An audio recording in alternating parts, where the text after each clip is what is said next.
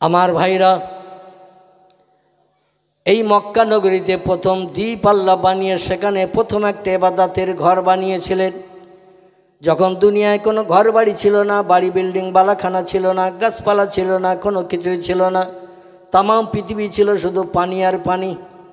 আল্লাহ পাক পরবর্তীতে কোন শব্দ ব্যবহার করে সাগরের মাঝখানে ঘোলা পানির গুঁড়ো গুঁড়ো পলিকণা, সরিষার দানার থেকেও গুঁড়ো পলিকণা, বালির ক্ষুদ্র ক্ষুদ্র পলিকণার বালি, এইগুলো জমিয়ে জমিয়ে হাজার হাজার একর বিঘে জমি সাগরের মাঝখানে বানিয়েছেন কে? আচ্ছা, আপনারা অনেক জেনারেল উচ্চ শিক্ষিত আছেন, বিএ এমএ পাশ করা ছেড়ে ভূগোল বই ভালো পড়েছেন, ইতিহাস ভালো পড়েছেন, একটা তথ্য একটু আমারে দিয়ে দেন যে দুনিয়ার বিজ্ঞানীরা, ইঞ্জিনিয়াররা যুক্তি বুদ্ধি দিয়ে অমুক সাগরের মাঝখানে বালি মাটি পাথর ফেলে একটা দ্বীপ বানিয়েছে। আছে কোনো ইতিহাসে লেখা? যা কিছু দুনিয়ায় 228টি দেশ সাগরের মাঝে দ্বীপ বানিয়েছে কে? তা আল্লাহ বুড়ো হয়ে গেছে না এখনো জন আছে?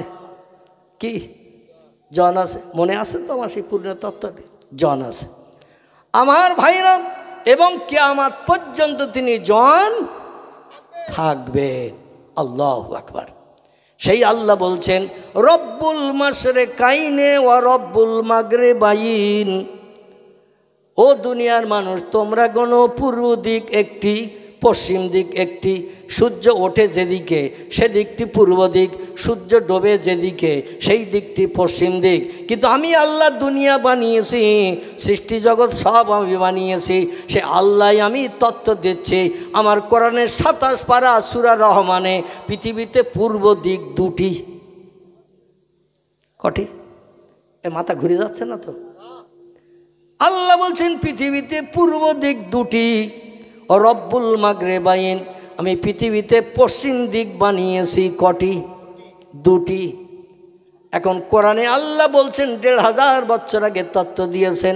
পদ্দাদা পড়লো কোরআন, দাদা পড়লো কোরআন, বাপ পড়লো কোরআন, আমিও পড়ছি কোরআন, আমাদের ছেলে মেয়েরাও মক্তবে পড়ছে কোরআন, কিন্তু এখন আমরা কোরআন বিশ্বাস করতে পেরেছি? কথা বলেন। আর সবাই কোন দিকে, কোন দলে? আমার ভাই তো বললেন না, তো আপনারা তো সব চুপ করে বসে আছেন। আল্লাহ বলছেন পৃথিবীতে পূর্ব দিক আমি বানিয়েছি দুটি, পশ্চিম দিক আমি বানিয়েছি দুটি। এখন যদি আমরা বিজ্ঞানীদের ভূগোল বইয়ের তত্ত্ব, ধারাপাতের তত্ত্ব বিশ্বাস করি, প্রধান দিক হলো 4টি, পূর্ব দিক একটি, পশ্চিম দিক একটি, উত্তর দিক একটি, দক্ষিণ দিক একটি।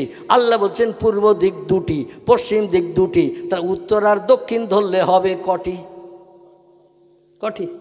আচ্ছা, এই 6টাকেও বিশ্বাস করি আমরা, তাহলে কোরআন তো আমরা অ্যাভয়েড করি, তাহলে কোরআনের আলোচনা শুনে কোনো লাভ হবে? কথা বলেন। কোরআনের আলোচনা শুনে কোনো লাভ হবে না, বরং এই আলোচনা শুনে বিভ্রান্ত হয়ে আমরা যদি বিজ্ঞানের তত্ত্ব বিশ্বাস করি, মৌলভী আবুল কালাম কঠিন রোগ থেকে নিষ্কৃতি পেয়ে সুস্থ হয়েছে, ওর মাথা এখনও ঠিক হয়নি, তাই উল্টো পাল্টা তথ্য দিয়ে অন্তত কিছু পয়সা নিয়ে মোটর সাইকেলে বাড়ি চলে যাবে, এই চিন্তা ভাবনা নিয়ে যদি বাড়ি যাই আমাদের ঈমান থাকবে তো? কথা বলেন। কোরআনের বিরুদ্ধে কোনো সিদ্ধান্ত যখনই নেব, শরীয়তের ফতোয়ার কেতাব, নাম হলো তার হেদায়া, শরীয়তের ফতোয়ার কেতাব, নাম তার ফতোয়া আলমগীর, শরীয়তের ফতোয়ার কেতাব, নাম তার ফতোয়া দুর্রে মোহতার, শরীয়তের ফতোয়ার কেতাব, নাম তার ফতোয়া কাজী খান, শরীয়তের ফতোয়ার কেতাব, নাম তার ফতোয়া মোহিত। এছাড়া আরও অনেক অনেক ফতোয়ার কেতাব আছে। সব ফতোয়ার কেতাবে লেখকের একমত হয়ে লিখেছে কোরআনের কোনো একটা কথা, কোনো ইমানদার মোমেন মুসলমান, নামাজি পরেজগার মুসলমান একটা কথা মানতে যদি অস্বীকার করে, বিজ্ঞানীদের তত্ত্ব ঠিক, আল্লাহর কোরআনের কথা 1500 বছর আগের কথা ভুল, মিথ্যা, এই ধারণা যদি কেউ করে, সঙ্গে সঙ্গে লোকটা কাফের হয়ে যাবে। কাফেরের ঠিকানা কোথায় হবে? কাফেরের ঠিকানা হবে জাহান্নাম। একটা তথ্য আপনাদের দিয়ে অন্তত খুশি করব, বাড়ি যেয়ে আর দুশ্চিন্তায় ঘুম কামাই করতে হবে না। বর্ণনাকারীরা, মুফাসসিররা, মুহাদ্দিসরা, ফতোয়াবিদরা বলেছেন কোরআনের সব কথা যে সত্য, আল্লাহ কোরআনের শুরুতে তথ্য দিয়ে জানিয়েছেন যালিকাল কিতাবু লা রাইবা ফিহ। জোরে বলা যাবে কি একটু আল্লাহু আকবার? আর একটু জোরে বলা যাবে না আল্লাহু আকবার? আল্লাহ আমার কোরআনের ভিতরে যত বিষয়ের তত্ত্ব দেয়া হয়েছে, যত বর্ণনা করা হয়েছে, কোনো কথার ভিতরে ভুল থাকা তো দূরে থাক, কোনো সন্দেহ পর্যন্ত নাই। এই জন্য বর্ণনাকারীরা বলেছেন কোরআনের সঙ্গে বিজ্ঞানীদের তথ্যের যদি মিল না হয়, ওলট পালট হয়ে যায়, রাত দিনের মতো যদি ওলট পালট হয়ে যায়, নারী পুরুষ পুরুষ নারী এই রকম যদিও হয়ে যায়, তোমরা কিন্তু দুনিয়ার বিজ্ঞানীদের তথ্যকে লাঠি মেরে দেবে, কোরআনের কথা বিশ্বাস করে হৃদয়ে অঙ্কন করে নেবে।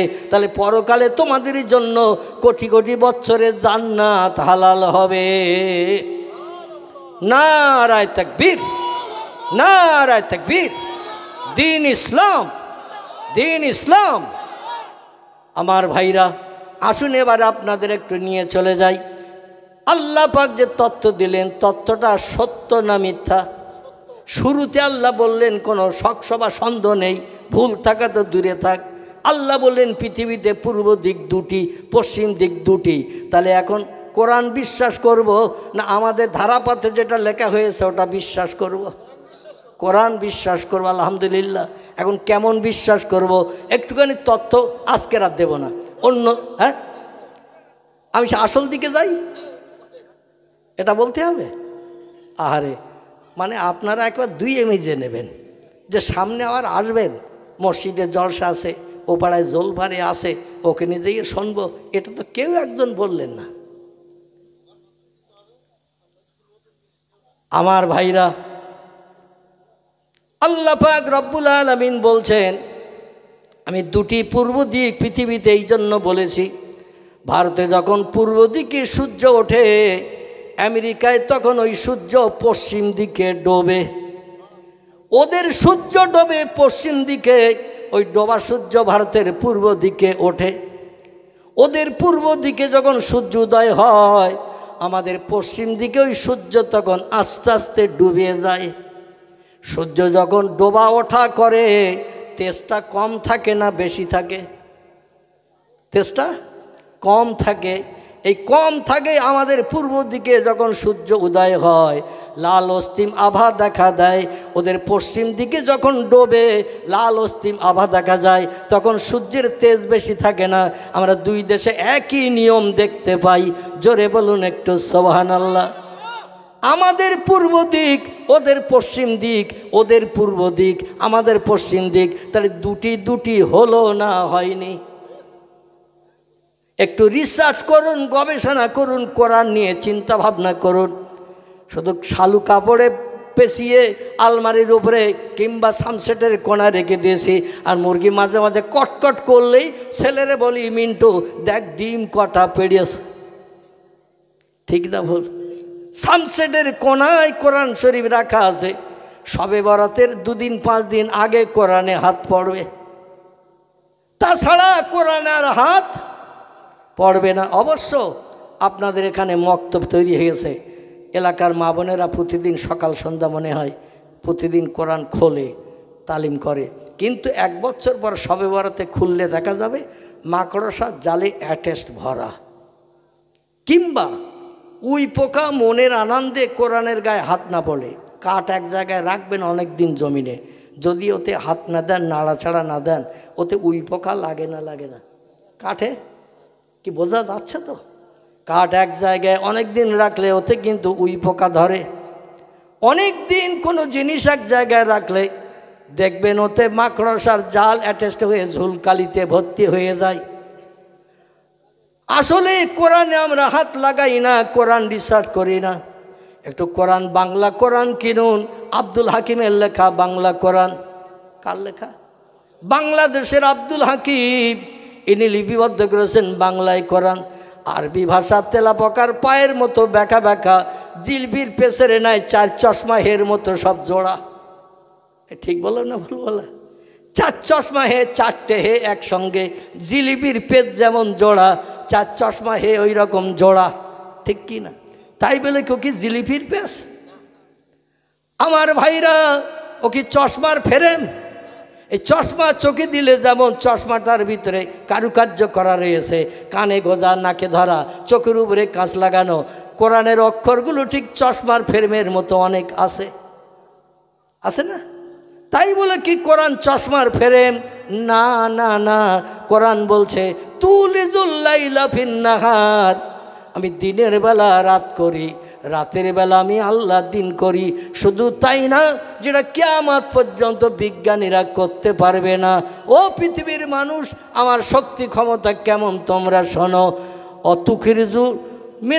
তুখরিজুল হাইয়া মিনাল মাইয়াতে, তুখরিজুল মাইয়াতা মিনাল হাইয়ে।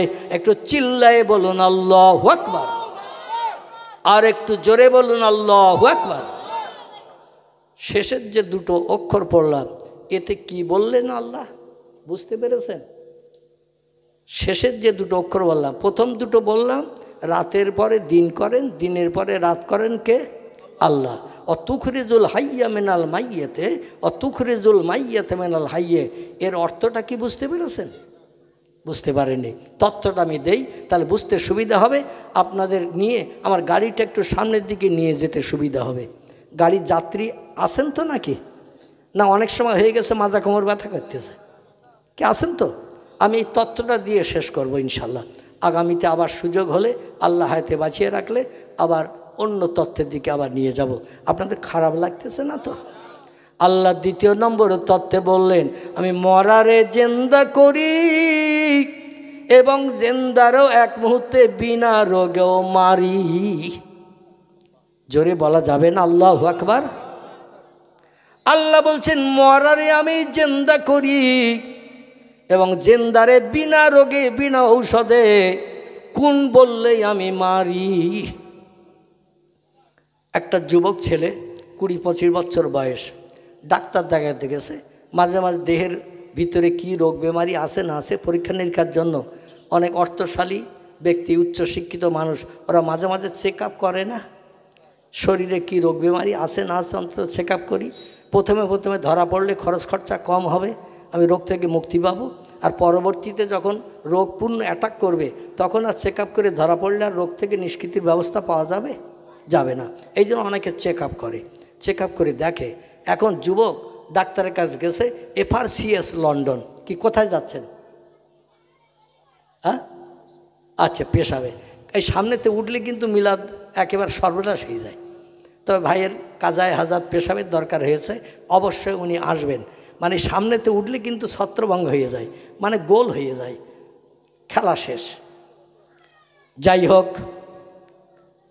আমার ভাইরা,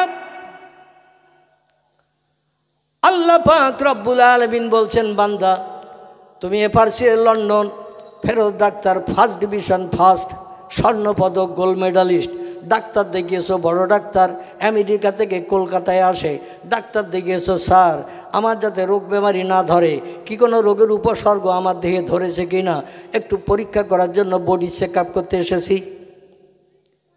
এর নাম হলো সিটি স্ক্যান। কি নাম বললাম? CT scan. একেবারে টোটাল বডির চেক আপ করা হয়। আমারও ঢুকিয়ে দিয়েছিল অপারেশনের আগে একটা সেই মানে ইটভাটা সিমনের মতো ওই রকম সুলঙ্গ একটা জায়গা, লম্বা একটা মানুষের পূর্ণ বডি ওর ভিতরে ঢুকে যায়। আবার হাতে ইঞ্জেকশন ফুটিয়ে এর থেকে পাইপ লাগিয়ে ওদের মেশিনে লাগিয়ে রেখেছে, হাতে সুচ ফুটিয়ে। আমারে বলল একটু গরম লাগবে, যেন কিছু মনে করবেন না, গরম লাগবে মানে আপনার টোটাল বডিটার ইনকোয়ারি হবে। তখন দিয়ে ভেতরে ঢুকিয়ে দিয়েছে। আমি বললাম আর বোধহয় বার করবে না, এখন কবরের ভিতরে ঢুকলাম নাকি। 15,000 টাকা বিল। কত বিল? 15,000 টাকা। দেবী শেঠির হসপিটাল, RN টেগর। তো ভেতরে ঢুকিয়ে দিয়ে প্রায় আধা ঘন্টার কাছাকাছি আমার রাখলো। শেষের দিকে একটু কষ্ট হচ্ছিল, তো আমার আবার মাঝে মাঝে জিজ্ঞাসা করছেন অসুবিধা হচ্ছে না তো। অনেক রুগী এই সিটি স্ক্যান করতে গিয়ে মরণবরণ করে, বাইরে আর বার হয় না। যেমন আপনাদের এদিকার খবর বলো না, আমার গ্রামের একটা লোক, তার নাম হলো শামসুর রহমান, ডাকনাম হলো ভন্টু। কি নাম বললাম? ভন্টু ডাকনাম। আমাদের মসজিদের কাছাকাছি বাড়ি। তার ভালো নাম হলো শামসুর রহমান, ডাকনাম ভন্টু। সিটি স্ক্যানে ওই ঘরের ভেতরে ঢুকিয়ে দিয়েছে, যখন বার করেছে বললো কাফনের কাপড় নিয়ে আয়, মানে অটোমেটিক সিটি স্ক্যান করতে যেয়ে কমপ্লিট। আল্লাহর অফুরন্ত রহমত। প্রায় আধা ঘন্টার মতো রাখলো। আমি অধমা আমার চেক আপ করে বলল যে অসুবিধা নেই, অপারেশান হবে। জোরে বলুন একটু সুবহান। আমার ভাইরা ডাক্তার দেখালো, বডি চেক আপ করলো, বডিতে কোনো রোগ বেমারি নাই। শুনে লোকটা খুশি হবে না অখুশি? টোটাল বডি চেক আপ করা হয়েছে, বডিতে কোনো রোগ নাই, সুস্থ শরীর। 22 বছরের যুবক, 25 বছরের যুবক, সুস্থ অবস্থায়। সিটি স্ক্যানের রিপোর্ট দেখে ডাক্তারের কাছ থেকে রিপোর্ট পেয়ে মানে সব নীল নীল নীল, কোনো রকম রোগ টোগ নাই। শুনে খুশি হয়ে বাড়ি আসছে। হঠাৎ করে রাস্তা একটু হোঁচট খেয়ে পড়ার মতো হয়েছে। আল্লাহ ডেকে বললেন, আজরাইল ওই পিছনের রাস্তা দিয়ে 4 রাস্তার মোড়ে আসছে, ওখানে সে বাস ধরবে। ওই বাস ধরার আগে ওর কমপ্লিট করিস। আল্লাহ যেমন সাদ্দাদের ঘোড়ার পিঠে আজরাইলের জান বার করতে বলেছিল, কারে? সাদ্দাদের। সাদ্দাদ বেহেশতে দেখতে আসছে যে বেহেশতে খানার ভিতরে 9,999টি কামরা ছিল। কটা? 9,999টা কামরা ছিল বেহেশতের ভিতরে। ওই রকম সৌন্দর্যমণ্ডিত কারুকার্য ঘর। আর ওই ঘরের ভিতরে সুন্দরী যুবতী নারী ভরে দিয়েছে। দেশের মানুষকে বলল, তোমরা এই যুবতী, ষোড়শী যুবতী, 16 বছর 17 বছরের যুবতী নারী সব ঘরের ভিতরে 2-4টে করে ঢুকিয়ে দিয়েছে। একজন করে যুবক যাবে, তাদের নিয়ে আনন্দ ফুর্তি করবে, লাউ খাবে, কুমড়ো খাবে, বেগুন খাবে, সবজি খাবে, এক একদিন এক একটা স্ত্রী নিয়ে উপভোগ করবে। যদি আরও প্রয়োজন হয় তাও দেয়া হবে, শর্ত হলো আমার একটু খোদা বলে মানবে।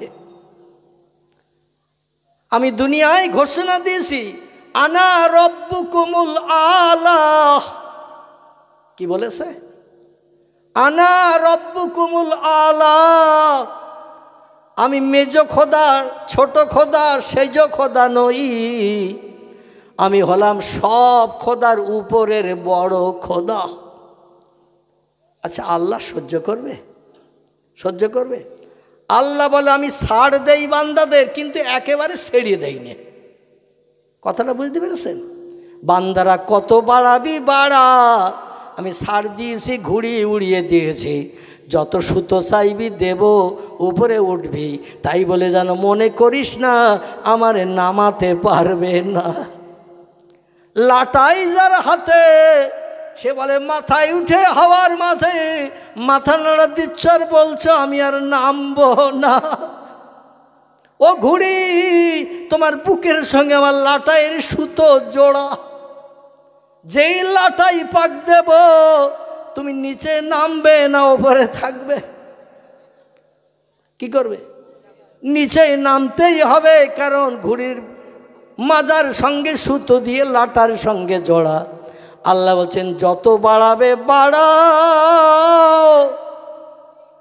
ও বান্দা, আমি ছাড় দিয়েছি, যতবারে ওড়ো, যতবারে দূরে যাও, কিন্তু আমি একেবারে ঘুড়ির মতো, লাটাইয়ের মতো তোমারে ছেড়ে দেয়নি।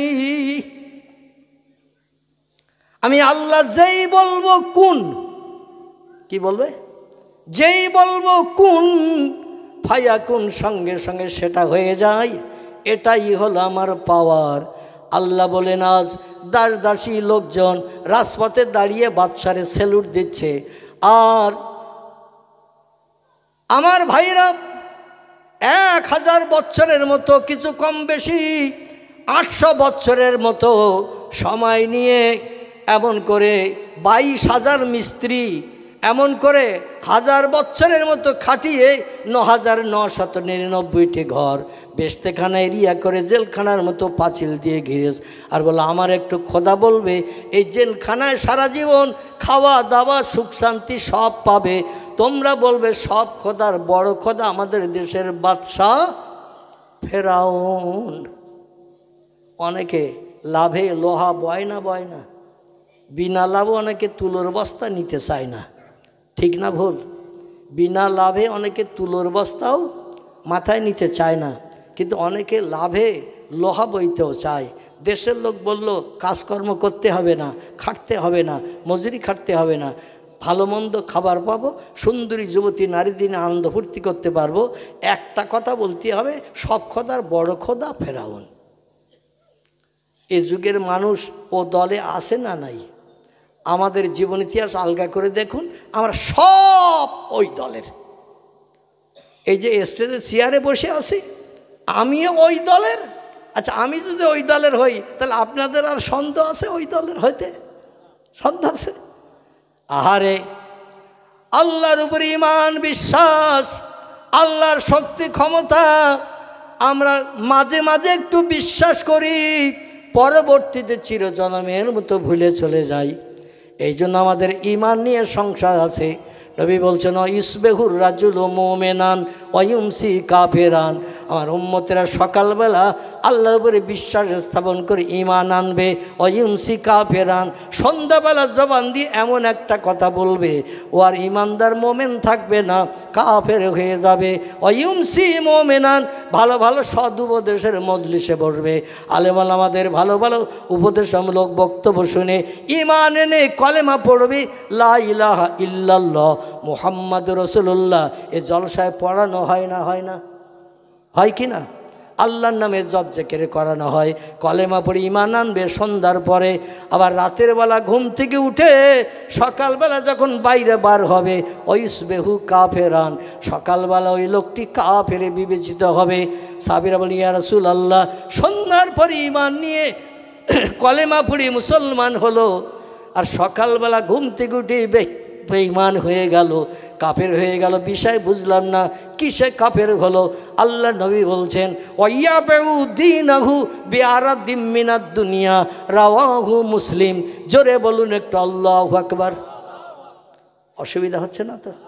আল্লাহ নবী বললেন সকালবেলা ও বেঈমান এই জন্য হবে, ওয়াইয়াবু দীনাহু, সকালবেলা ঘুম থেকে উঠে ধর্ম বিক্রি করে খাবে, দুনিয়ার সময় সম্পত্তি অর্থ সম্পদে লোভে পড়ে আল্লাহর উপরে ঈমান নস্যাৎ করে মানুষের কাছে যেয়ে বলবে, ও আমাদের গ্রামের প্রধান, আমাদের গ্রামের মেম্বার, আমার স্ত্রী কঠিন রোগে আক্রান্ত, এই বিপদে তুমি ছাড়া আমার আর কেউ নাই। আমরা যাই না, মেম্বারের কাছে যাই না, প্রধানের কাছে যাই না, এমএলএর কাছে যাই না। যদি কোনো বিপদে পড়ে দাবি করি, যদি বলে এখন আমার পক্ষে সম্ভব নয়, টাকা কি কুল গাছের পাতা, নাড়া দিলেই পড়বে আর তোমারে গুনে দেব। দেখি যে ভাব খারাপ। কিছু চাইলাম, কঠিন রোগে বাড়িতে বিপদে পড়েছি, আর বলছে আমার কাছে এখন কিচ্ছু নাই। তুমি যে টাকা চাচ্ছ আমার কাছে, আমার বাড়ি কি সামনে কুল গাছ আছে, নাড়া দেবো আর পাতা পড়বে, গুনে গুনে তোমারে দেব। স্ত্রীর অপারেশান করবে, ছেলের টিউমার অপারেশান করবে, ডাক্তার দেখাবে। যদি ফ্রির মাল 3 কেজি চাও, সামনের বুধবার দিনে এসো, সরকারি মাল আসলে দেওয়ার চিন্তা ভাবনা নেব।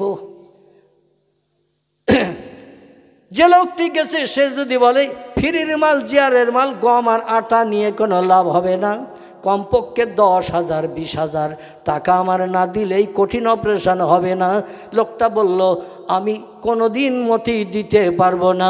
ওই বিপদে পড়ে পায়ে জড়িয়ে ধরে আমি আর আপনি বলি না, এই বিপদে গ্রামে আর কেউ নাই তুমি ছাড়া। আচ্ছা, আল্লাহ রে ও সময় নেওয়া হয়েছে না বাদ দেওয়া হয়েছে? আল্লাহর ও সময় বাদ দেওয়া হয়েছে, আর আল্লাহরে বাদ দেওয়ার কারণে আমার ঈমানটা বরবাদ হয়ে গেছে। আমার ভাইরা, সেই ঈমান আমি মৌলবী আমারও পাকাপোক্ত হয়েছে কিনা আল্লাহই বেশি জানে। তো ভয় হয় আমার, তা আপনাদের ভয় হবে না? হবে না? ভয় হবে। আল্লাহ বললেন, শোনো ও দুনিয়ার মানুষ, পূর্ণ বিশ্বাস আমার উপরে রাখো। আল্লাহ ডেকে বলেন, ইজহাব ইয়া আজরাইল এলা দুনিয়া, রে আজরাইল তাড়াতাড়ি পৃথিবীতে যা। ওই যে বাদশাহ ফেরাউন বেহেশতে খানা বানিয়েছে, কয়েক হাজার 22,000 মিস্ত্রি, 22 বছর মতান্তরে 20 বছর খাটিয়ে দিয়ে ৯,৯৯৯টা ঘর বানিয়ে বিশাল বেস্তেখানা, ইয়াকুত জমরুদ মারজান হীরা পান্না চুন্নি দামি দামি পাথর পৃথিবীর সাগরের তলা থেকে কালেকশন করে পাওয়া যায়, সব লাগিয়ে দিয়ে সৌন্দর্যমণ্ডিত করেছে। আচ্ছা, এখান থেকে ৪-৫ হাজার বছর আগের কথা, তখন কি ইলেকট্রিক লাইন ছিল? এখান থেকে ৬০-৭০-৮০ বছর আগে ইলেকট্রিক লাইন ছিল না। তখন রাতের বেলা লাইট জ্বলতো কি দিয়ে?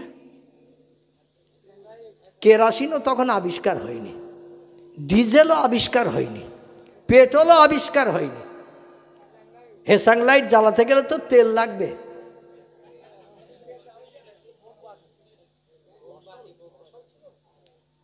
আমার ভাইরা, আর বেহেশতের ভিতরে মোমবাতি জ্বালালে কি সৌন্দর্য শ্রীবৃদ্ধি হবে? মোমবাতি তো কিছু সময় পরে নিভে যাবে। রাত তো লম্বা 12 ঘন্টা, একটা মোমবাতি জ্বলবে ক ঘন্টা? 1 ঘন্টা, 2 ঘন্টা, 3 ঘন্টা, তারপরে তো অফ। জান্নাতীরা জান্নাতের ভিতরে চিল্লাচিল্লি করবে না? আলো পাবে না? দামি দামি পাথর ওই বেহেশতের বিল্ডিংয়ের দেওয়ালে সব সেট করা হয়েছিল, যে পাথরের কাজ ছিল অন্ধকারে নেমে আসলেই আলোর মতো জল জল করে জ্বলতো। আমার ভাইরা, যদি বলেন হোয়াট ইজ দ্য ডকুমেন্ট, খুব বেশি দূর আপনাকে যেতে হবে না। এই ভারতবর্ষের দিল্লির আগ্রায় যদি যান, এখনও যে দেখতে পাবেন বাদশাহ শাহজাহান যে তাজমহল বানিয়েছিলেন, এই তাজমহলের দেওয়ালের গায়ে দামি দামি পাথর সেট করে দিয়েছিলেন। খোদার কসম, রাতের বেলা একটাও লাইট জ্বালানোর দরকার হতো না, মোমবাতি জ্বালাতে হতো না, তেল দিয়ে কোনো লাইট জ্বালানোর দরকার হতো না, টর্চ লাইটও তখন আবিষ্কার হয়নি। পাথরের কারণে সারা রাত লাইট জ্বলতো। সূর্য যখন কিরণ দিত, লাইট আস্তে আস্তে নিস্তেজ হয়ে যেত। এই রকম দামি পাথর বেহেশতের ভিতরে লাগিয়ে দেয়া হয়েছে। আর দিয়ে এবার উদ্বোধন করতে যাচ্ছেন বাদশাহ ফেরাউন। উদ্বোধন করে দেখে আসবে কাজকর্ম ঠিকঠাক হয়েছে কিনা, তারপরে জান্নাতীদের জান্নাতে ঢুকিয়ে দেবে, যারা তারে খোদা বলে মানবে। আল্লাহ বলি, ইযহাব ইয়া ইজরিল এলা ফেরাউন, চলে যাও ফেরাউনের সামনে, ও খবরদার যেন দরওয়ার টপকিয়ে ভিতরে না ঢোকে। লোকজন স্যালুট দিচ্ছে, খোশামদিদ স্বাগতম জানাচ্ছে। আজকের আপনার শুভ দিন, আনন্দের দিন। কোটি কোটি টাকা খরচ করে 22 বছর ধরে 22,000 মিস্ত্রি খাটিয়ে আপনি এই বেহেশতেখানা বানিয়েছেন দেশের জনগণকে সুখভোগ করানোর জন্য। দেখে আসবেন, আজকের আপনাকে স্বাগতম, ওয়েলকাম, খোশামদিদ জানালাম। আনন্দে চলে যাচ্ছেন বাদশাহ ফেরাউন। আর যেই দরজার সামনে গেছে, দেখে একটা লোক দরজা আটকিয়ে দাঁড়িয়ে রয়েছে। আমার ভাইরা, ফেরাউন ছিল বাদশাহ, লোকটির নাম ছিল সাদ্দাত, নাকি সাদ্দাত।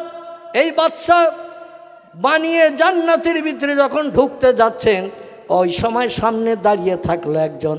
ফেরাউন যেমন খোদাদ্রোহী, সাদ্দাতও তেমন খোদাদ্রোহী, নমরুদও তেমন খোদাদ্রোহী, কারুনও তেমন খোদাদ্রোহী, বাদশাহ বক্তে নাসারও তেমন খোদাদ্রোহী। এরা ছিল সব দুনিয়ায় খোদা দাবিকারী। চিল্লাই বলুন একটু নাউজুবিল্লাহ।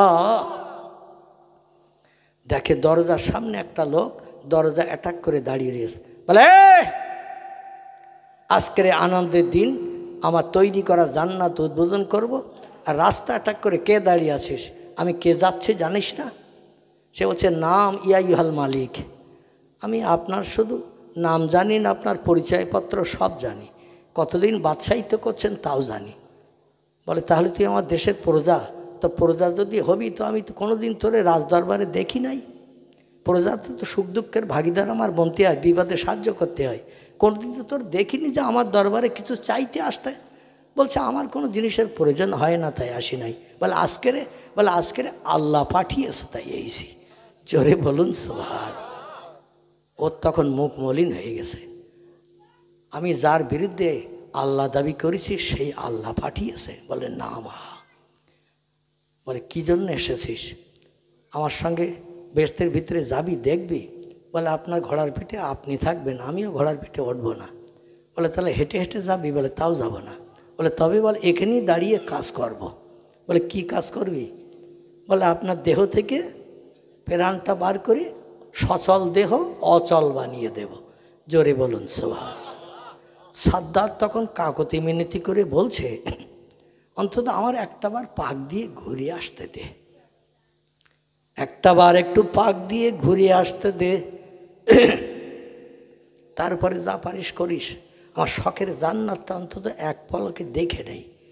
আজরাইল বলল, ফালা ইয়াস্তাখিরুনা সাআতাও ওয়ালা ইয়াস্তাকদিমুন।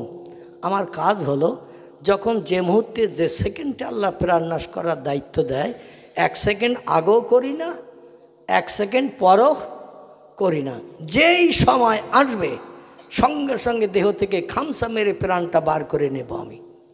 বলল, তবে রে, আমার দেশ, আমার বাদশা, আমার মালিকানা চলছে, আর একটু ভিতরে ঢুকে এক পলকে দেখে আসবো, তাও সময় দিবি না? ঘোড়ার পাশায় বাড়ি লেগেছে, ওরে ধাক্কা মেরে ফেলে ভিতরে ঢোক। আচ্ছা, ঘোড়ার বাবার ক্ষমতা আছে? দাঁড়িয়ে আছে কে? যমদূত। আনা মালিকুল মউত, আনা মুখমেদুস সৌত। জোরে বলুন একটু সুবহানাল্লাহ। আমি হলাম মৃত্যুর যমদূত, হরিষে বিষাদনয়নকারী, বিবি বাচ্চাকে বিধবা এতিম করি আমি। যেই তারে ধাক্কা মেরে ফেলে দিতে গেল, সঙ্গে সঙ্গে বুকে হাত চাপিয়ে দিল, আর ঘোড়ার পিঠেই বসে থাকা অবস্থায় দেহ থেকে প্রাণটা বেরিয়ে গেল। লোকজন দাঁড়িয়ে দেখছে, বাদশার দরজার মুখে যেয়ে থমকে দাঁড়িয়ে গেছে। ঘোড়াকেও বলল, ঘোড়া দাঁড়িয়ে থাক, তোরও দেহ থেকে প্রাণ বার করে নিচ্ছি, যেখানে আছিস ওইখানে থাক। আচ্ছা, যদি দেহ থেকে প্রাণ বার করে নেয়, যে অবস্থায় বার করে নেবে ওই অবস্থায় থাকবে না? থাকবে না। দেখবেন অনেকের পা গটিয়ে থাকে, পা লম্বা হয় না, মরণ হয়ে গেলে ওই অবস্থায় থাকে না? থাকে না? অনেক টানাটানি করলেও পা সোজা হয় না, ঠিক কি না? মানুষ আধ ঘন্টা গেল, 45 মিনিট গেল, 1 ঘন্টা গেল, বলে দরজার মুখে দাঁড়িয়ে দেখতেছে শুধু খোদা, এত কি সৌন্দর্য দেখতেছে, ভিতরে গেলি তো পাগল হয়ে যাবে। দরজার মুখে দাঁড়িয়ে দেখে উনি আর ভেতরে যাচ্ছেন না, ব্যাপার কি?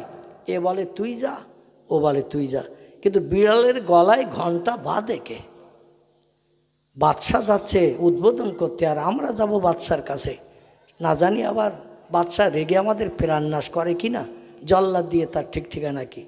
দীর্ঘ সময় মানুষ দাঁড়িয়ে থেকে যখন ধৈর্য আর ধরল না, বলে মরি মরবো বাঁচি বাঁচবো, একবার কাছের কাছে চল।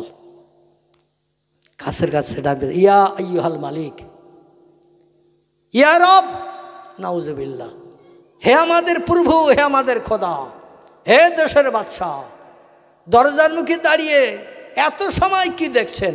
ভিতরে যান, দেখি আসেন, কারুকার্য আরও কত সুন্দর সৌন্দর্যমণ্ডিত আছে। বাদশার কথা বলে না, গায়ে হাত দিয়ে নাড়া দিচ্ছে, তাও নড়ে না। ঘোড়ার লেজ ধরে মড়া দেয়, ঘোড়াও নড়ে না। পরীক্ষা নিরীক্ষা করে দেখা গেল ডেথ। কি হয়েছে? মরণ হয়ে গেছে।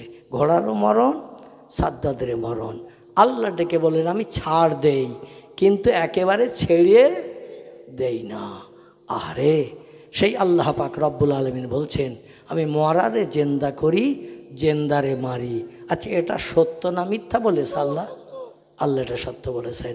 আর যদি বলেন হুজুর তার ডকুমেন্ট কি, তাহলে আসুন একটুখানি এখান থেকে আপনাদের নিয়ে যাব সৌদি আরবের পাশাপাশি একটি দেশ, যে দেশে 6 বছর আলী রাদিয়াল্লাহু আনহু রাজিত্ব পরিচালনা করেছিলেন। দেশটার নাম ছিল ইরাক। কি নাম বললাম? ইরাক। ইরাক ইরাকের দেশে একটা নদী আছে, যে নদী নিয়ে তাম বিশ্ব এখন চিন্তা ভাবনায় মত্ত ঘুম কামাই করে ফেলেছে। এই নদীটার আরবি নাম হলো ফোরাত। কি নাম? ইংরেজি নাম হলো ইউফ্রাইটিস। কি নাম বললাম? ইউফ্রাইটিস। আর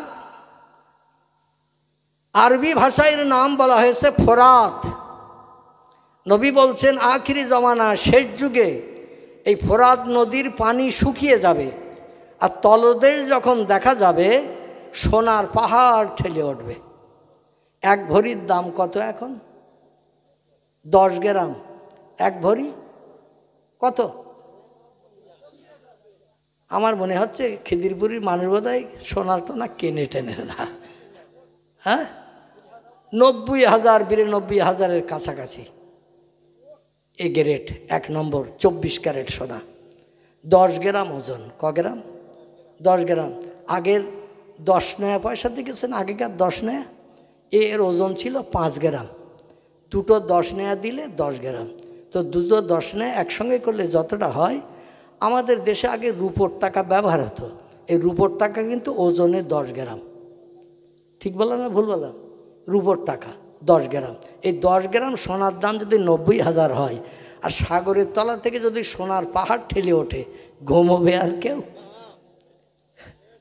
কেউ যদি ঘুমিয়ে পড়ে স্বপ্ন দেখে উত্তর মাঠের কুল গাছের গোড়ায় 3 কলসি সোনার টাকা রয়েছে, ঘুম ভেঙে গেছে রাত 1:30টার সময়। কটায়? রাত 1:30টার সময় ঘুম ভেঙে গেছে।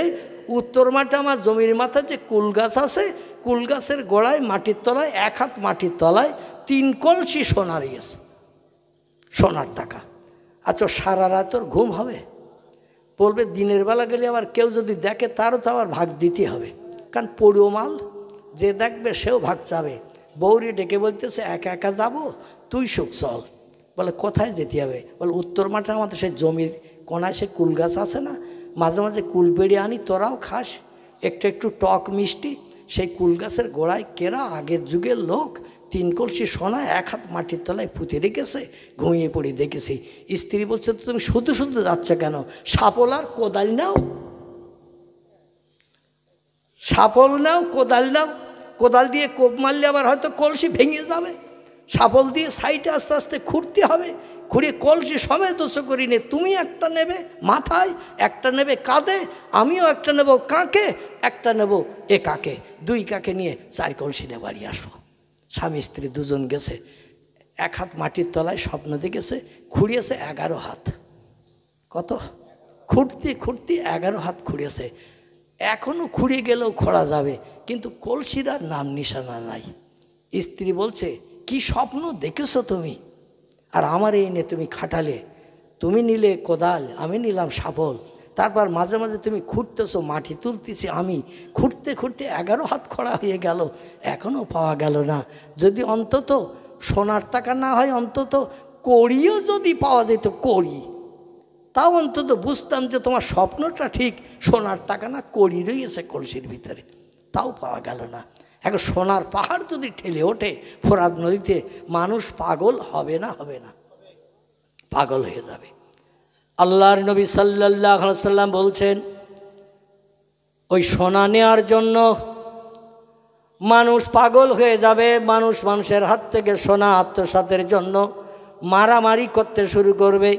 1000 মানুষের ভিতরে মারামারি করে 9999 জন মারা যাবে, একজন বেঁচে থাকবে।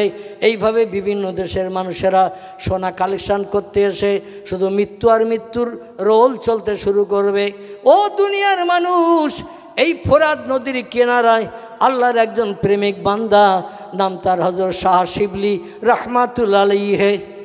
কি নাম বললাম? শাহ শিবলি রাহমাতুল্লাহ আলাইহি বিশ্ব নবীর জীবনী গ্রন্থ লিখেছেন তিনি, নাম তার সিরাতুন নবী।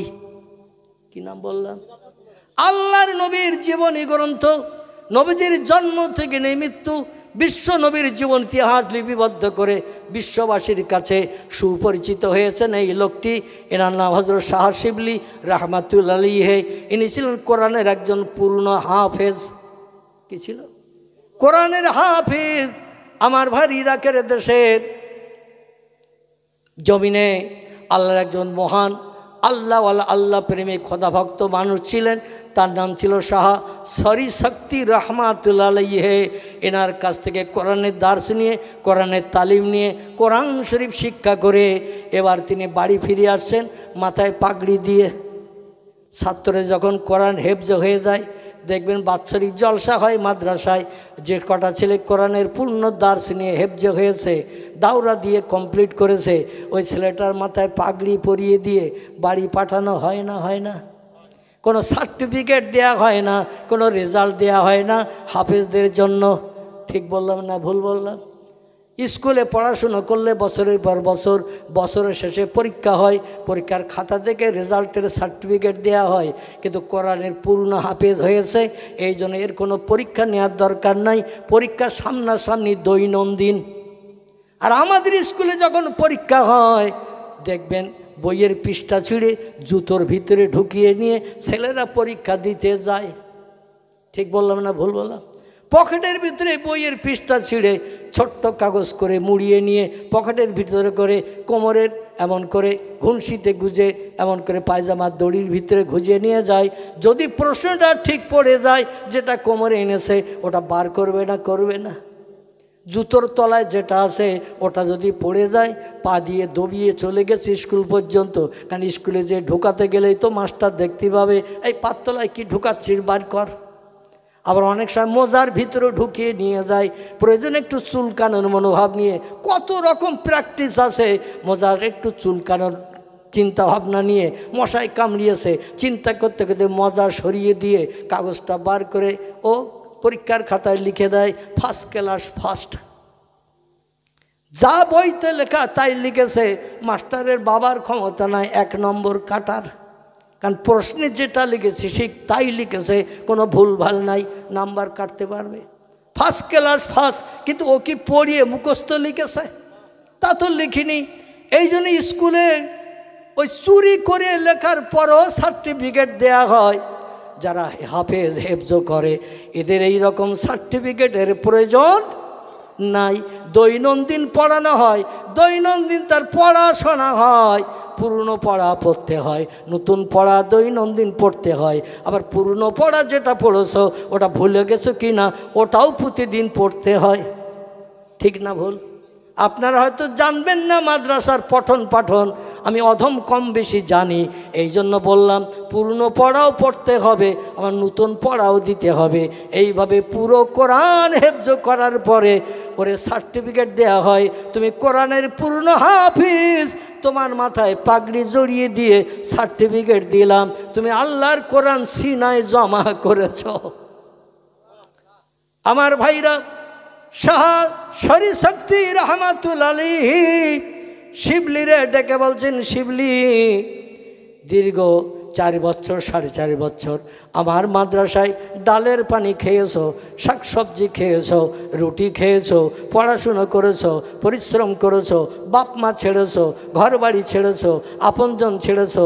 দীর্ঘ 4 বছরের মতো এখানে থেকে পড়াশুনো করে আল্লাহর পাক কালাম কোরআন সিনায় জমা করেছো।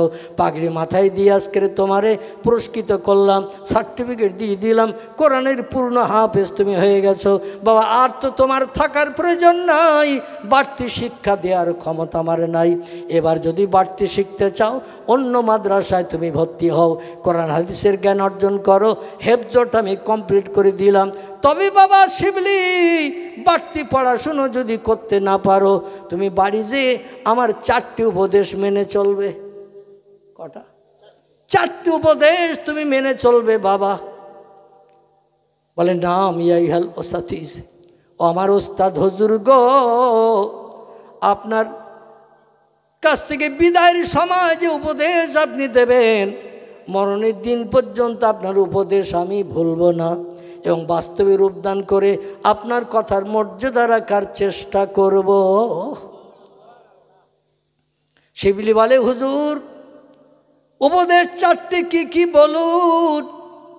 শিবলি বলল বাবা 1 নম্বর উপদেশ হলো, ও বাবা আল্লাহর ফরজ হুকুম জীবনে মরণের দিন পর্যন্ত যেন নামাজ ছাড়বে না। ও বাবা বছরে 1 মাস রমজানের রোজা আল্লাহর ফরজ হুকুম, ওটা যেন তুমি কাজা করবে না। ও বাবা 3 নম্বরের আমার হুকুম হলো বাপ মায়ের সঙ্গে যেন তুমি দুঃসম্পর্ক তৈরি করবে না। অবিল অলে দাইনে এহসানা, আল্লাহ বলছেন ও বান্দা বান্দিরা ও আবুদুল্লাহ ওয়ালা তুশরিকু বিহি শাইয়্যা অবিল অলে দাইনে এহসানা। আল্লাহ বলেন আমার ইবাদত যখন হয়ে যাবে মসজিদের আজানের মর্যাদা দিয়ে আমার জমিনে সেজদা করে আমার নামের তসবিহ যখন তোমার পাঠ করা হয়ে যাবে 2 নম্বরের দায়িত্ব তোমাদের দেয়া হলো ও বান্দা বান্দিরা অবিল অলে দাইনে এহসানা, আমার ইবাদতের পরে 2 নম্বরের কাজ হলো বাপ মায়ের সঙ্গে সম্পর্ক ভালো রাখবে।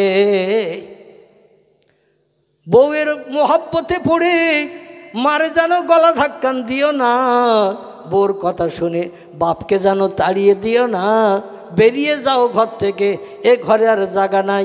অবশ্য খিদিরপুরে কোনো ছেলে এমন কাজ করে না, যা করে আমাদের দিঘির পাড়ের ওখানে। ওদের নামে বললে আর মার খাওয়ার ভয় নেই, কারণ এই রাতের বেলা ওরা এসে আর মারবে না। তো এখানে ও কথা বললে বিপদের আশঙ্কা আছে না নাই? কত ছেলে বাপেরে খেতে দেয় না, মারে খেতে দেয় না, স্ত্রীকে খুশি করার জন্য মাঝে মাঝে বাপ মারে ঘরে রেখে নতুন জায়গায় যাবা নতুন করে বসবাস শুরু করে। বাপ মা বেঁচে আছে কি মারা গেল একটাবার খোঁজও পর্যন্ত নেয় না। চিল্লায়ে বলুন একটু নাউজুবিল্লাহ। আল্লাহ নবী বলেন, হুমা জান্নাতুকা ও হুমা নারুকা। ও দুনিয়ার ছেলেরা মেয়েরা, তোমার বাপ মা হলো তোমার জন্য জান্নাত এবং তোমার বাপ মা হলো তোমার জন্য জাহান্নাম। ইল্লা উফেন, আল্লাহ কোরআনে বলছেন, তোমার আচার ব্যবহারে কথাবার্তায় তোমার বাপ তোমার মা একটাবার যদি আহ এই রকম শব্দ যদি উচ্চারণ করে আর তুমি ছেলে বাপের পায়ে হাত দিয়ে ক্ষমা যদি চেয়ে না নাও, তার হৃদয়ে কষ্ট লেগেছে, বুকের ভিতরে কষ্ট লেগেছে, আহা শব্দ উচ্চারণ করেছে, হাই নিঃশ্বাস কেটেছে, তোমার সামনে হাই নিঃশ্বাস কেটেছে, তুমি দেখতে পেয়েছো, মায়ের পায়ে হাত দিলে না, বাবার পায়ে হাত দিলে না, ক্ষমা চাইলে না। তুমি যত নামাজ পড়ো, যত রোজা রাখো, যতবার হজ করো, যত দান সাদকা করো, তোমার ঠিকানা হবে জাহান্নাম। কি ঠিকানা হবে? নামাজ কালাম তসবিহ তালিল হজ জাকাত কিছুই কাজে আসবে না। তাহলে আমরা সেই বাপ মা যখন এত দামি জিনিস, তাদের সঙ্গে সুসম্পর্ক রাখতে পেরেছি তো? বোন নামে কথা বলো না, এমন মেজাজ মাঝে মাঝে করি না। আমি কিডনি রোগী, তবু আমার আওয়াজটা বোধহয় একটু চড়া হয়ে গেছে নাকি? এত জোরে আওয়াজ দেওয়া ডাক্তারের নিষেধ, কিন্তু আপনাদের মগজ ধোলাই করতে যে আওয়াজ চড়াও দিতে হয়েছে আমার ছেলেরা তো জোরে কথা বলতে দিত না সেলাই কেটে যাওয়ার ভয়ে। তো আল্লাহর অফন্ত রহমত এখন জুড়ে গেছে সব।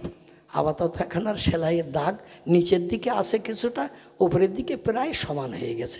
এখন আর চিল্লানা আওয়াজ দিলেও ছাড়ানোর ভয় নেই। মাঝে মাঝে ছেলেরা বাপের উপরে হুমকি দেয়, মায়ের উপরে হুমকি দেয়।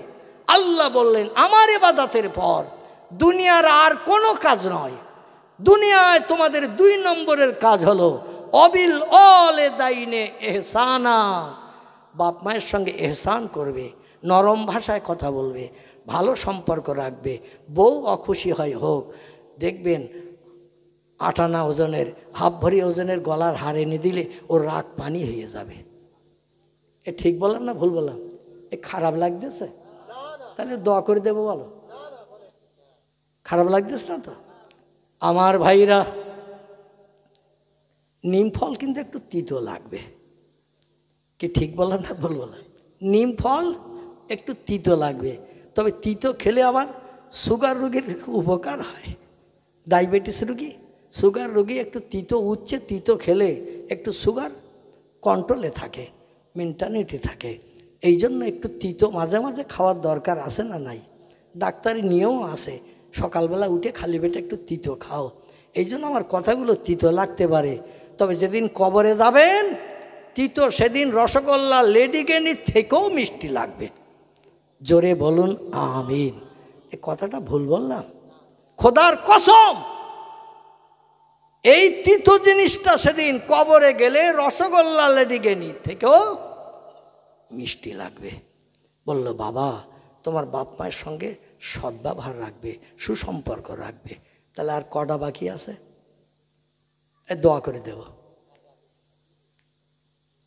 একটা বললাম আল্লাহর ইবাদত বন্দেগী করবে, 2 নম্বর বললাম আল্লাহর ফরজ হুকুম রমজানের রোজা রাখবে, 3 নম্বর বললাম বাপ মায়ের সঙ্গে সৎ সম্পর্ক রাখবে। বলেছিলাম কটা?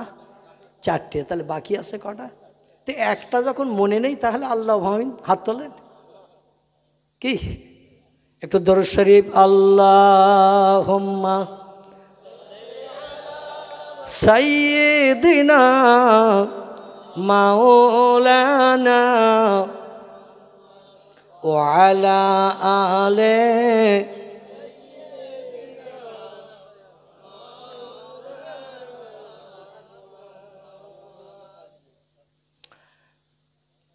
অভয়ে বাণী দিল তারা, অভয়ে বাণী দিল তারা, ও আমিনা বিবি, শিশুপুত্র তোমার হবে শেষ জামানার নবী। যে শিশুকে দেখে তারা, যে শিশুকে দেখে তারা রসুল মেনে গেল, সেই নবীর ওই মোহাব্বতে দরুদ মোমেন পড়ো। আল্লাহুম্মা সাল্লি আলা মাওলানা মুহাম্মদ ওয়া আলা আলে সাইয়্যিদিনা মাওলানা মুহাম্মদ। তাহলে কটা হলো? তিনটে। বাকি আছে কটা? একটা। বলল বাবা সাহা শিবলি, এ বাচ্চা মানুষ, ওনার বয়স তখন 12 থেকে 13। কত বললাম? 12 থেকে 13 বছর বয়স। 4 থেকে 4.5 বছর হুজুরের মাদ্রাসায় কোরআনি তালিম নিয়ে কোরআনের হাফেজ হয়ে পাগড়ি মাথায় দিয়ে বাড়ি আসছেন। ওস্তাদ হুজুর বলল 4টে আমল জীবনে যেন ছাড়বে না বাবা, বাস্তব জীবন রূপদান করবে, তাহলে আল্লাহর জান্নাত তোমার কাছ থেকে কেউ কেড়ে নিতে পারবে না। এখন 4 নম্বরের আমলটা বলছেন হুজুর। 4 নম্বরটা কি? মাহিয়াল আরবা ইয়াইহাল ওসাতিস। আমার ওস্তাদ হুজুরকে 4 নম্বরের আমলটা কি? ওস্তাদ বললেন বাবা তুমি যে কোরআন সিনায় জমা করেছো, এ কোরআন কিন্তু কর্পূরের মতো, পেট্রোলের মতো। কিসের মতো? কোরআন কর্পূরের মতো, পেট্রোলের মতো। পেট্রোলের ব্যারেলে সিপি খুলে রাখলে পেট্রোল থাকবে? কর্পূরের পাত্রের মুখ যদি খোলা থাকে কর্পূরের গন্ধ থাকবে? ও উড়িয়ে চলে যায়। এই জন্য দৈনন্দিন তোমারই কমপক্ষে 100 পারা করে কোরআন দৈনন্দিন 24 ঘন্টার ভিতরে তেলাওয়াত করা লাগবে। বাবা তবে একটা উপদেশ দিচ্ছি, তোমার বাড়িতে কোরআন আলগা করে পড়ার প্রয়োজন নাই, তুমি একটা দিনী মাদ্রাসা তৈরি করবে। কি করবে? তোমার বাড়ির কাছাকাছি সরকারি, যদি বাড়িতে জায়গা না থাকে, সরকারি জায়গা নদীর ধারের দিকে। আমি শুনেছি তোমার বাড়ি দাজলা নদীর পাশাপাশি, যে নদীটির নাম হলো দাজলা নদী, যেটাকে ফোরাত নদী বলা হয়, ইংরেজিতে ইউফ্রাইটিস নদী বলা হয়, যেখানে ইমাম হোসেন রাদিয়াল্লাহু আনহু কারবালার প্রান্তরে শাহাদাতের মর্যাদা চেখেছিলেন। এই জায়গাটির নাম হলো ফোরাত। জোরে বলুন সুবহান। ওইখানে একটা মাদ্রাসা বানাবে বাবা। মাদ্রাসা বানালে ছেলে মেয়েদের কোরআনি তালিম দিলে তোমার আর দৈনন্দিন আলাদা করে কোরআন আলগা করে পড়ার দরকার হবে না। ছেলে মেয়েদের দৈনন্দিন কোরআনি তালিম দিলে কোরআন মরণের দিন পর্যন্ত তোমার সিনায় জমা থাকবে। আর কোরআন যদি সিনায় জমা থাকে, কিয়ামত পর্যন্ত তোমার লাশ মাটিতে খাবে না। আহা, কত বড় দামি কথা। কোরআনের হাফেজ যারা হবে এবং হেফজটা সিনায় জমা রাখবে, কোরআনের আইন মোতাবেক যারা জীবন আদর্শ গঠন করে চলবে, সেই খোদার কসম এ শুধু মরার অপেক্ষা। মরার পরে আপনজন যখন কবরে দেবে, কিয়ামত পর্যন্ত তার লাশের ধারে পাশে মাটিও পর্যন্ত লাগবে না, কোনো পোকামাকড়ও খাবে না। খোদাদ্রোহী ফেরাউন, এমন করে নমরুদ, এরা যারা মারা গেছে, আমরা কম বেশি জানি মিশরের পিরামিডে এখনও পর্যন্ত নমরুদের লাশ অক্ষত রয়েছে। যে মরণের পর নীল দরিয়ার পানির তলায় 400 বছর ছিল। কদিন? 400 বছর ছিল ফেরাউন নীল দরিয়ায় হাবুডুবু খেয়ে মরণের পর 400 বছর ছিল। আল্লাহ দরিয়া শুকিয়ে দিলেন 400 বছর পর। আল্লাহ পারে না, পারে না। আচ্ছা, আমি আপনি যদি সাগর শুকাতে যাই, মেশিন যদি 2-5 হাজার লাগাই, শ্যালো মেশিন বা ডিপ টয়েল মেশিন, মোটা নল দিয়ে পানি বের হয়, তো এই পাইপ যদি লাগিয়ে মেশিন দিয়ে যদি পানি সেচি, সাগর শুকোবে? অন্য সাগরের সঙ্গে আর এক সাগরের যোগ আছে কি না? শুধু পানি টানবেন আর হু হু করে ওদিক থেকে পানি আসবে না, আসবে না। হয় বাঁধ দিতে হবে, বাঁধ দিয়ে পানি সেচতে হবে। তো সাগরের মাঝখানে বাঁধ দেওয়ার সুযোগ আছে কারো? বাঁধ দেওয়ার সুযোগ থাকলেই তো দ্বীপকেও বানাতে পারত, অল্প জায়গায় তো দ্বীপ বানাতে পারত। বাঁধ দিতে গেলে তো মাথা বাদ দিতে হবে। যদি 5,000 কিলোমিটার সাগরের আড়পাড়ি হয়, 4,000 কিলোমিটার বাঁধ দিয়েছেন, 1,000 কিলোমিটার বাঁধ রাখেছেন, এবার যদি পানি ছাসেন, পানি কমবে তো? তাও পানি কমবে না। আমার ভাইরা, এই জন্য সাগরের পানিতে বাদ দিয়ে কোনো দিন বন্ধ করা যাবে না। আল্লাহ যদি কোন বলেন, সাগর শুকিয়ে যাবে না? যাবে না, সাগর শুকিয়ে গেছে। আল্লাহ বলল, বেঈমানদের অবস্থা কেমন তোমাদের দেখাবো, যাতে আমার সঙ্গে সম্পর্কচ্যুত না হও, আমার সঙ্গে শিরকি না করো, আমার সঙ্গে কুফরি না করো। যে বেঈমান মারা গেল নীল দরিয়ার পানিতে, আমি তার লাশ তোমাদের দেখাবো। এবার সাগর যখন শুকিয়ে গেছে, পাশের কাছের অন্য সাগরে পানি আছে, অন্য সাগরের পানির গভীরতা বেশি, আর নীল দরিয়ার এমন করে পানির গভীরতার, সাগরের তলদেশের গভীরতা কম। এই জন্য সরকার চিন্তা নিল, পাশের সাগরে পানি আছে, এ সাগর শুকিয়ে গেছে, মানে চর পড়ে গেছে, চরের মাটি কেটে নিচু করলে আবার পানি ঢুকবে না? ঢুকবে না, পানি ঢুকবে। মাঝে মাঝে কোনো খালটাল মজে গেলে সরকারি তরফ থেকে ক্রেন মেশিন দিয়ে আবার কাটা হয় না? ওই রকম সরকার বলল, পাশের সাগরের পানি এই সাগরে আনতে হবে। অন্যথা দুই পাশে যত হাজার হাজার হেক্টর জমি আছে, এ জমির চাষবাস সব বন্ধ হয়ে যাবে। চাষবাস বন্ধ হয়ে গেলে দেশের লোকের অভাব দেখা দেবে, অর্থ টানাটানি হবে। এই জন্য নদীর তলার পলি কাঠ। আমার ভাইরা, নীলদরিয়ার তলার পলি কাটতে শুরু করলো, সাগর মজে গেছে। তাই পলি কাটতে কাটতে দেখা গেল সাগরের পলির তলায় ফেরাউনের লাশ অক্ষত। কদিন পর? 400 বছর সাগরের পানির তলায় পলির ভিতরে ছিল। আল্লাহ পাক অক্ষত করে রেখেছেন। ওরা বলে, আমাদের দেশের পূর্বের খোদা যখন পাওয়া গেল এই সাগরের পানির তলায়, এর নিয়ে একটু ভালো জায়গায় মজবুত করে রাখ, ভবিষ্যৎ জেনারেশন দেখবে। আর জেনারেশন ভবিষ্যৎ দেখে আল্লাহর সঙ্গে সম্পর্ক গাঢ়তর তৈরি করবে। জোরে বলুন একটু সুবহানাল্লাহ। কি খোদার কুদরতি মহিমা! একটা পিঁপড়ে, একটা সারপোকা, একটা উকুন ওই লাশের উপরে এখনো পর্যন্ত ছেড়ে দিলে 4,000 বছরের মতো হয়েছে। কত বললাম? 4,000 বছরের মতো হয়ে গেছে। 4,000 বছর আগের ঘটনা। এখনো পর্যন্ত একটা পিঁপড়ে, সারপোকা, উকুন, গুঁড়ো কোনো কীট পতঙ্গ তার দেখে ছেড়ে দিলে ছটপট করতে করতে নিচেই নেমে যায়। মানে আল্লাহ ইলেকট্রিক লাইনের অ্যাকশান তার দেখে দিয়ে রেখেছে। কোনো জীবজন্তু, কীট পতঙ্গ, পোকামাকড় তার দেহে গরম সহ্য করতে পারে না। আমার ভাইরা, মাটির উপরে আছে, মমি করে রাখা আছে, আল্লাহ সেখানেও অ্যাকশান দিতে পারে না, পারে না। তাহলে আল্লাহর ক্ষমতা কম না বেশি? মনে আছে তো? আল্লাহর ক্ষমতা এই রকম বেশি।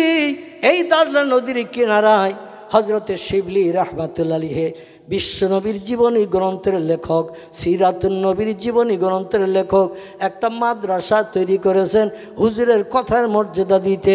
মাথায় টুপি, মুখে দাড়ি রেখেছেন। আল্লাহ যখন নতুন দাড়ি গজিয়ে দিয়েছেন, 12, 13, 14 বছর বয়স যখন হয়ে গেল, দাড়ি উঠলো, দাড়িতে আর খুরকেসি লাগায় না। জোরে বলুন সুবহান।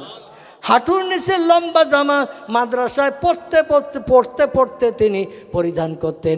যারা লম্বা জামা পরে, এদের যদি শার্ট পরিয়ে দেন, ওরা কি আপনার নতুন হাটে বাজার করতে যাবে? আর যদি যায়, বাজার করা মাথায় তুলে দেবে এলাকার লোক। বলে, সলিমউদ্দিন চাচার কাজ দেখ, সারা জীবন পাঞ্জাবি গায়ে দিয়ে, লম্বা গায়ে জামা গায়ে দিয়ে হাটে মাঠে বাজারে গেছে, আর আজকে শার্ট গায়ে দিয়ে এসেছে। এ বলবে না, বলবে না। এই জন্য বাল্যকাল থেকে যে পোশাক পরিচ্ছদ আপনার ব্যবহারে দেহের সঙ্গে অ্যাডজাস্ট হয়ে যায়, পরবর্তীতে অন্য পোশাক পরতে তার লজ্জাবোধ হবে না? হবে না? যুবক ভাইরা মনে মনে চিন্তা করছেন, এখন মাথায় টুপি দেব, এখন মুখে দাড়ি রাখবো, হাঁটুর নিচে লম্বা জামা, এখন গায়ে দিয়ে মান সম্মান ইজ্জত নষ্ট করব, বুড়ো চাষার মতো হই তারপরে করব। আচ্ছা, আল্লাহ যে বুড়ো চাষার মতো তোমার এই বয়স করে মারবে, এ সার্টিফিকেটটা কোন বিজ্ঞানের কাছ থেকে পেয়েছো আমারে বলো? কত বাচ্চারে কবর দিয়েছো না দাও নাই? কত সদ্যজাতা বাচ্চা মায়ের উদর থেকে ভূমিষ্ঠ হয়ে মরেছে না মরে নাই? কোনো 10-12 বছরের নবদম্পত যুবক হতে যাচ্ছে এমন ছেলেরাও মরেছে না মরে নাই? কঠিন কঠিন রোগ আল্লাহ দিয়ে দুনিয়া থেকে বিদায় করে দিয়ে দেয় না দেয় না? তাহলে তুমি যে বুড়ো বয়স পর্যন্ত বাঁচবে, তারপরে নামাজ ধরবে, তারপরে মসজিদে যাবে, তারপরে মাথায় টুপি দেবে, তারপরে মুখে দাড়ি রাখবে, তারপরে হাঁটুর নিচে লম্বা জামা গায়ে দেবে, তোমার জীবনের শখ কবরে যাওয়ার আগে মিটবে তো? আর যদি না মেটে, নবী বলছেন, মান আহাব্বা সুন্নতি ফাকাদ আহাব্বানি ওমান আহাব্বানি কানা মাই ফিল জান্নাহ। চিল্লায়ে বলুন একটু আল্লাহু আকবার। নবী বলছেন, ও আমার উম্মত মণ্ডলীরা, আমি তোমাদের পয়গম্বর, আমি তোমাদের নবী, আমি একটি তথ্য তোমাদের জানিয়ে দিলাম, জাহান্নামের আগুনে পুড়ে মরো, ওটা আমি চাই না চাই না চাই না। সারা রাতের ঘুমকে হারাম করে, বিবি বাচ্চার মায়া পরিত্যাগ করে, যায় নামাজে দাঁড়িয়ে দাঁড়িয়ে আল্লাহর দরবারে শুধু কেঁদেছি, ঘন্টার পর ঘন্টা দাঁড়িয়ে দাঁড়িয়ে তাহাজ্জুদের নামাজ পড়েছি, আর উম্মতের জন্য আল্লাহর কাছে দোকানে হাত তুলে আমি দোয়া কামনা করে কেঁদেছি। দাঁড়িয়ে দাঁড়িয়ে নামাজ পড়ার কারণে আমার পা দুটো ফুলে যে এমন রড জমে পা ফেটে গেছে, পা দিয়ে রড ঝরতে শুরু করেছে।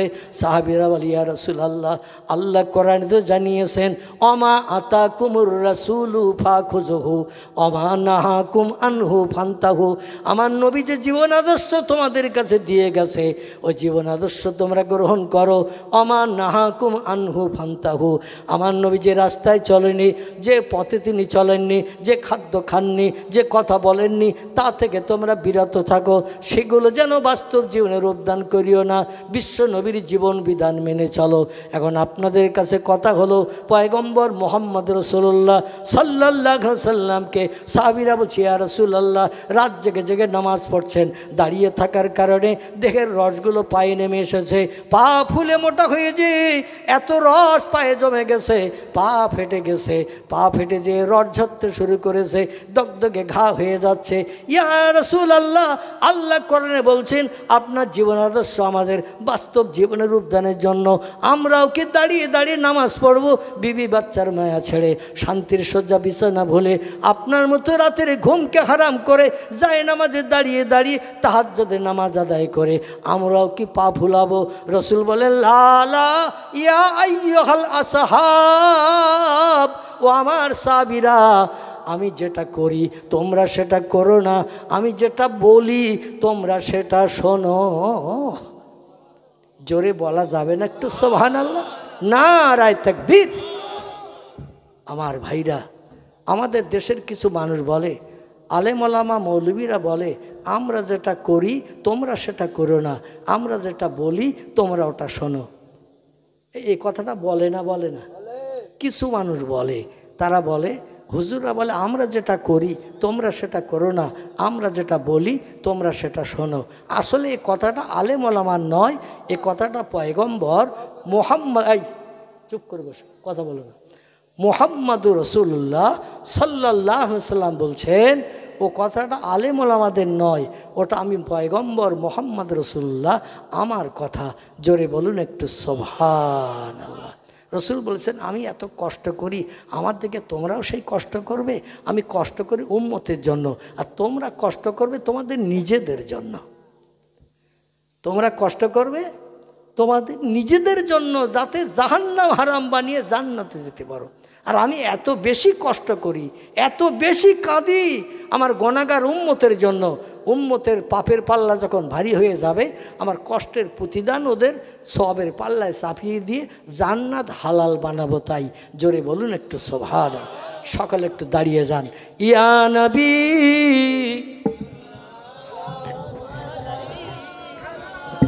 ইয়া রাসূল সালাম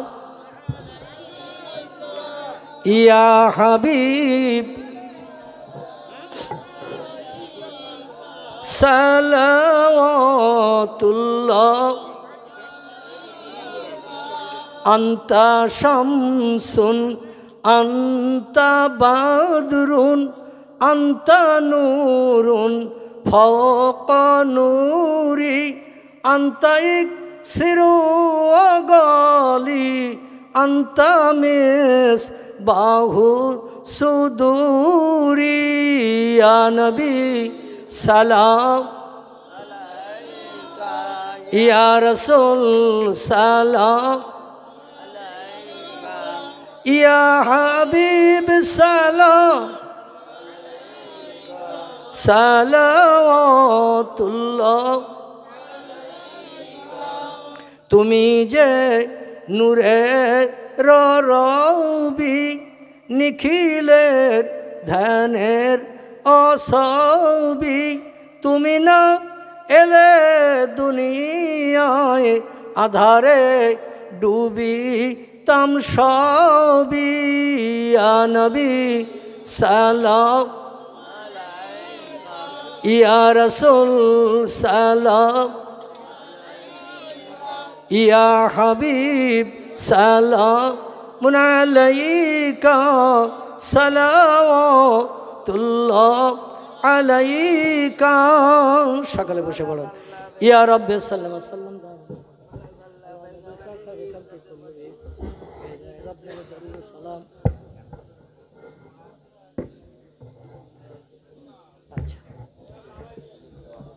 मोहब्बते पढ़ुन बलगल उला बेकमालिही